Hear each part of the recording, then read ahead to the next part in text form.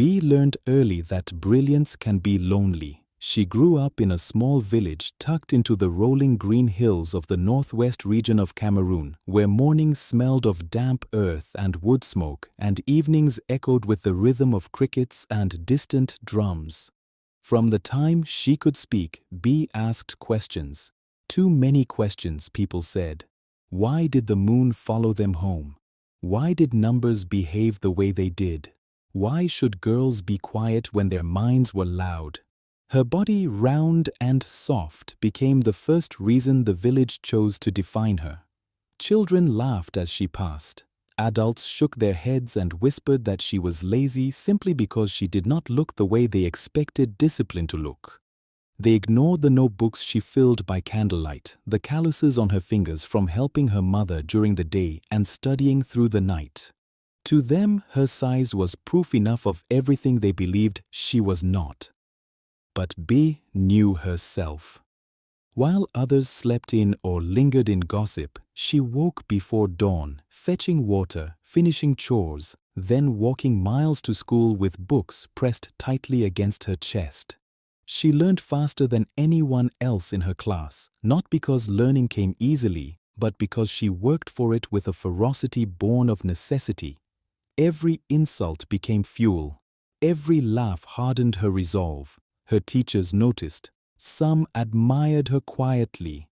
Others warned her not to dream too far beyond the village, reminding her, gently or cruelly, that girls like her should be grateful for small things. Bee listened, nodded, and kept going anyway. Yet strength did not erase loneliness. At night, when the world finally grew quiet, doubt crept in. She wondered what it would feel like to be chosen instead of tolerated, loved instead of judged. She wanted someone to see beyond her body, beyond her ambition, and recognize the softness and warmth she carried alongside her brilliance. Wanting love did not make her weak, but it did make her ache. Love came to her when she had stopped looking for it. It arrived in a strange place. An old community library attached to a mission school in a neighboring town, where Bee volunteered on weekends in exchange for access to books she could never afford. One afternoon, while sorting worn paperbacks, she met someone who listened to her the way no one ever had. He did not rush her words or shrink from her intensity. He asked questions that matched her own curiosity. He laughed easily, not at her, but with her. What startled Bee most was not affection, but recognition. For the first time, someone saw her body not as a flaw, but as part of her story. Someone saw her mind not as a threat, but as a gift. Love did not demand that she become smaller, in body, voice, or dreams. It made her expand. That love changed everything, not because it rescued her, but because it reminded her she had always been worthy. With renewed confidence, Bee applied for opportunities beyond the village. She spoke up more. She stopped apologizing for taking up space. When she left to pursue her education, some villagers scoffed, certain she would fail. Others watched silently, unsettled by the possibility that they had been wrong.